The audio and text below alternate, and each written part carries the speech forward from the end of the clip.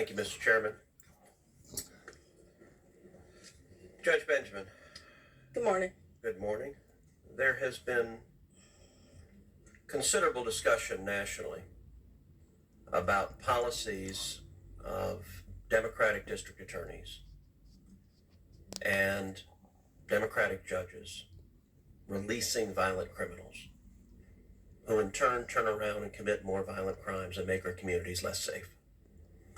This has been a problem plaguing the country as we've seen crime rates skyrocket and murder rates skyrocket.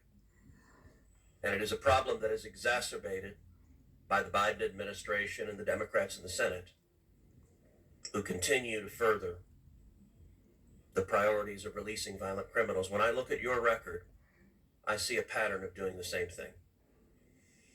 You're very familiar with the case of Albertus Lewis. Albertus Lewis allegedly shot Myra Sanchez in the head and then dumped her body in a wheelchair outside of a hospital in downtown Columbia. You granted Lewis a surety bond in the amount of $150,000. After you did so, it turned out that Lewis was involved in yet another violent incident when police responded to a domestic violence scene involving Lewis, where a woman called 911 saying Lewis had a gun and was setting things on fire.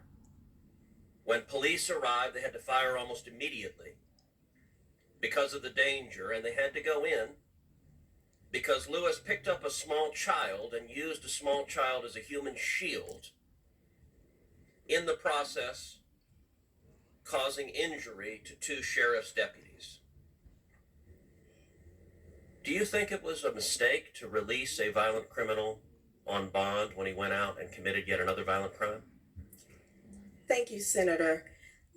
As I previously stated, Mr. Lewis, when he initially appeared before me, I denied his bond.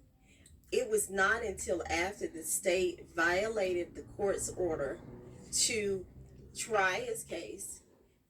There was issues with discovery missing in the case. And Senator, I'll just say this, the case is still pending. It's a 2017 case. It is still pending. There's issues with discovery in the case, and the defendant was asserting his right, Sixth Amendment right to a speedy trial.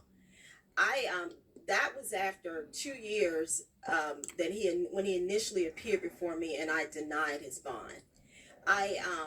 In considering any bond, Senator, I consider the United States Constitution, the South Carolina Constitution, and I have to consider the bond statute of the General Assembly in South Carolina.